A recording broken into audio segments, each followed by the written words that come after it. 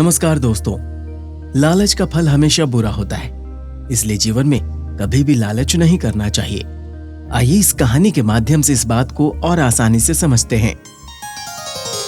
स्वागत है आपका संस्कार टेल्स की कहानियों की दुनिया में।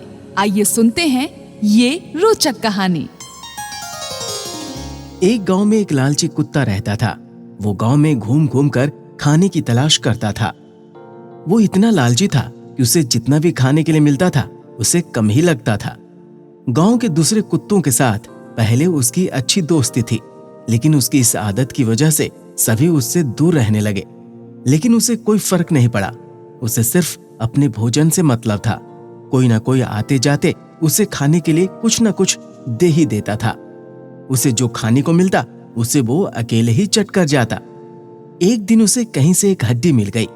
हड्डी को देखकर उसकी खुशी का ठिकाना न रहा। उसने सोचा कि इसका आनंद तो अकेले ही लेना चाहिए। ये सोचकर वो गांव से जंगल की ओर जाने लगा। रास्ते में वो पुल के ऊपर से नदी पार कर रहा था। तभी उसकी नजर नीचे नदी के ठहरे हुए पानी पर पड़ी। उस समय उसकी आंखों में सिर्फ हड्डी का लालच था। उसे ये भी नहीं पता चला कि नदी के पानी में उसका ही चेहरा नजर आ रहा है। उसे लगा कि नीचे भी कोई कुत्ता है, उसके पास एक और हड्डी है। उसने सोचा क्यों ना उसकी भी हड्डी छीन लो, तो मेरे पास 2 हड्डियां हो जाएंगी। फिर मैं एक साथ 2 हड्डियों को मजे से खा सकूंगा। ऐसा सोचकर वो जैसे ही पानी में कूदा, उसके मुंह से हड्डी छूटकर सीधे नदी में जा गिरी। मुंह से छूटकर हड्डी के गिरते ही कुत्ते को होश आया और उसे अपने किए पर पछतावा हुआ। तो दोस्तों, इस कहानी से हमें यह सीख मिलती है, लालच नहीं करना चाहिए।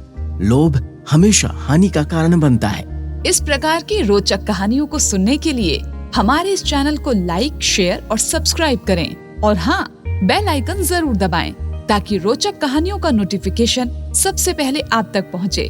नमस्कार।